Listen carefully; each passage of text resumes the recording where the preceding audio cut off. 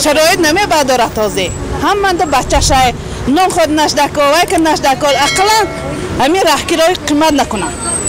شروع از امروز سنه 10 مای نرخ راهگیرا باز گران شد. از این پیش ارزش آن در داخل شهر 2 سامانی را تشکیل میداد. حالا باشد بر زمین 2 سامانی باز 50 درم همراه کرده شد. در این باره از اداره نقلیات اتومبیلی و خدمترسانی لوجستیکی در ولایت سوخت خبر می‌دهند. گفته می شود که آن در اساس فرمایش رقم 12 از سنه 6 می سال 2022 گران کرده شده است. فرمایش مذکور از جانب وزیر نقلیات جمهوری تاجیکستان به امضا رسیده است. از آغاز سال جاری بنابر بالاروی ارزش سوزشوار دیزلی بزی مایه بالاروی نرخ‌های قسم‌های احتیاطی، روغن‌های مولدنی، ناقل قطعه‌ها، چرخ‌های رزینی و دیگر قسم‌های احتیاطی که برای همین تعمیر و نگهداری واسطه نقلیات مسافر بر اون علاقه چه گفتم میکرواتوسا میباشد.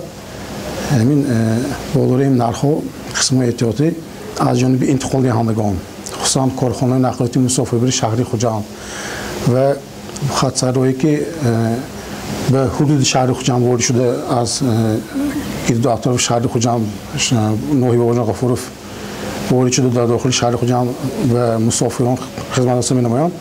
همین درخواست‌ها وارد شد که به عنوان ریاستی مؤسسه ما که همین برای روی پوش کردن خراجات‌های آنها همین برای دیده برنامه نرخ راهگیرا مساعد نماییم.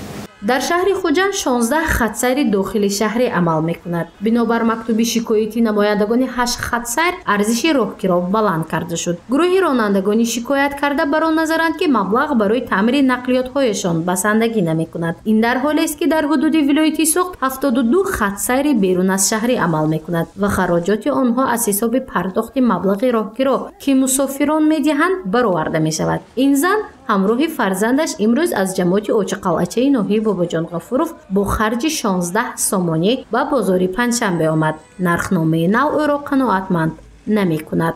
ماشین که را قیمت به نهایت برای خویاوی من دیداستان هیچ کار نمی کنیم. خود حیران شدیم برانده.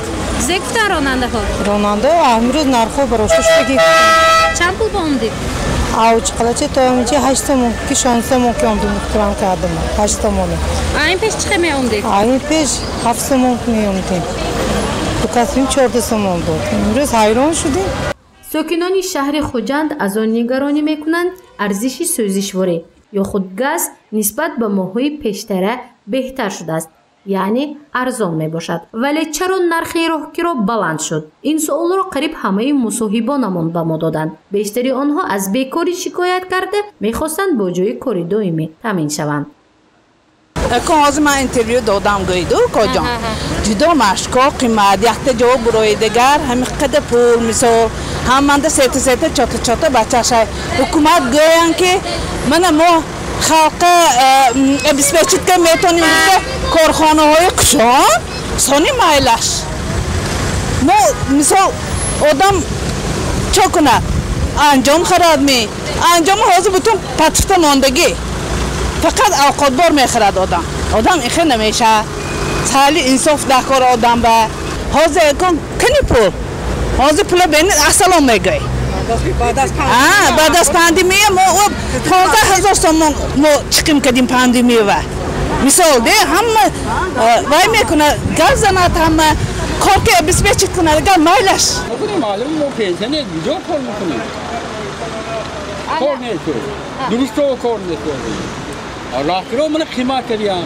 خیلی شوفران قیم اینجا آمد قیمت خیلی همین نگاه کنید هم دکار کو راهگیرا خیلی ارزان کنن خاک اونجا وای شود این هر روز این نرخ برودان گیرن توری نمیبیاردیم آدم ما منم بچه مکتب بودیم آدم دکان دهیم 30 پول دکار راهگیرا ما اهمیروز راهگیرا قیمت شدگی آنخه جالب باشون نیست اما همه دوالیم آنخه هیچکیم جالب کدیش نه گرانشوی نرخ راهگیرا تنها به نقلیات‌های حدود شهر خوجند алоқамандӣ дорад, зеро дар асоси фармоиши вазири вазорати нақлиёти ҷумҳурии Тоҷикистон иқтибос арзиши роҳгиро дар хатсайрҳои мусофирбари дохили шаҳрии шаҳри Хоҷанд аз рӯзи 10 майи соли 2022 бо микроавтобусҳо 2 сомониву 50 дирам муайян карда шудааст.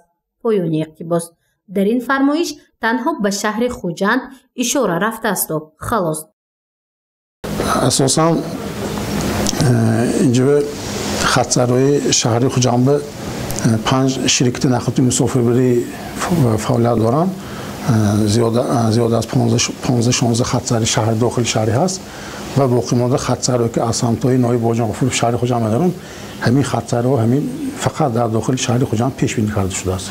اتوبوس‌ها این در دوره لایحه با بانک اروپایی روش این در طبق لایحه این اتوبوس‌ها اینها کارخانه دولتی کمونیلی نقلیات مسافر شهر خوجند باشند. اینها هم نقلنامه آنها با موافق حکومت شهر خوجند که این تهیه و تصدیق کرده میشد با این برنامه‌شون این هم به فکرم همین اتوبوس همین حکومت شهر خوجند که این در دوره لایحه هم بررسی کرده میشود.